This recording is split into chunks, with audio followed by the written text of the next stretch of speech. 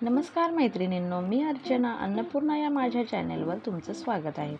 आज आपण महाराष्ट्रीयन पद्धतीनं शेवभाजी कशी बनवायची ते पाहणार आहोत। अगदी कमी मोजके मसाले वापरून आपण शेवभाजी बनवणार आहोत, तरीही खूप झणझणीत अशी छान शेवभाजी तयार होते।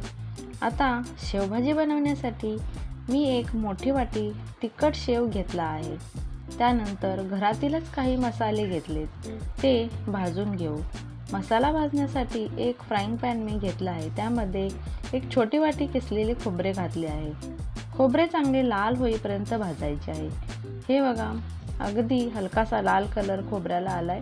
आता हे काढून घेऊ। आता एक चमचा तेल घालून त्यामध्ये आपल्याला कांदा भाजून घ्यायचा आहे। 2 मध्यम आकाराचे कांदे मी कट करून घेतले, ते पण लाल होईपर्यंत भाजायचे आहे। हा बघा, कांदा पण छान लाल भाजलेला आहे।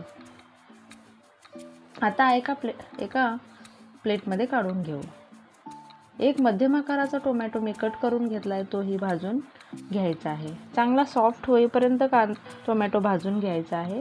हा बघा, टोमॅटो पण सॉफ्ट झालाय।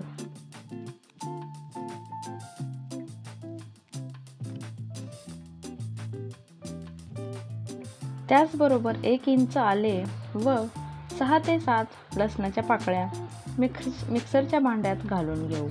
छान मिक्सरला लावून याची पेस्ट बनवून घ्यायची आहे। ही बघा, अशा प्रकारे पेस्ट बनवायची आहे।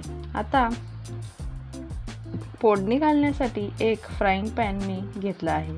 2 पळ्या तेल घालत आहे। त्यानंतर 2 मध्यम आकाराचे कांदे बारीक कट करून घेतले, ते आता तेलामध्ये घालायचे आहेत। कांदा चांगला लाल होईपर्यंत भाजल्यानंतर आपल्याला सगळे मसाले घालायचे आहेत।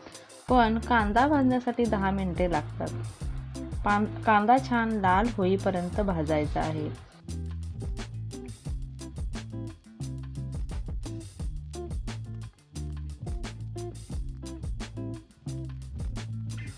हा बघा, आपला कांदा छान भाजला गेला आहे। आता यामध्ये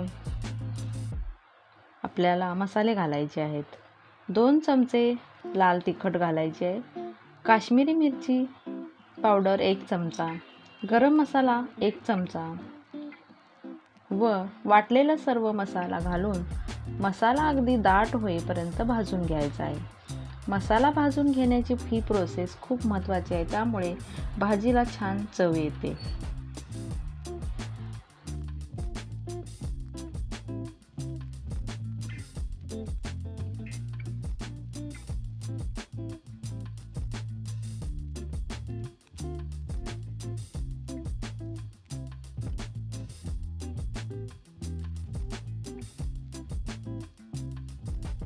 आता यामध्ये 1 चमचा मीठ घालायचे आहे।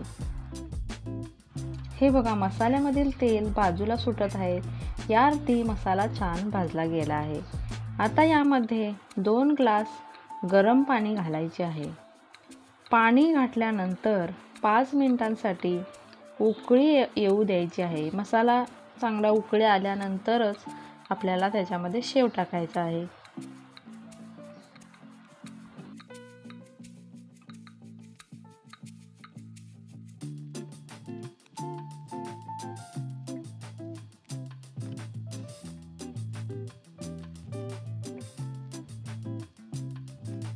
हे बघा, मसाला चांगला उकळी आलेला आहे।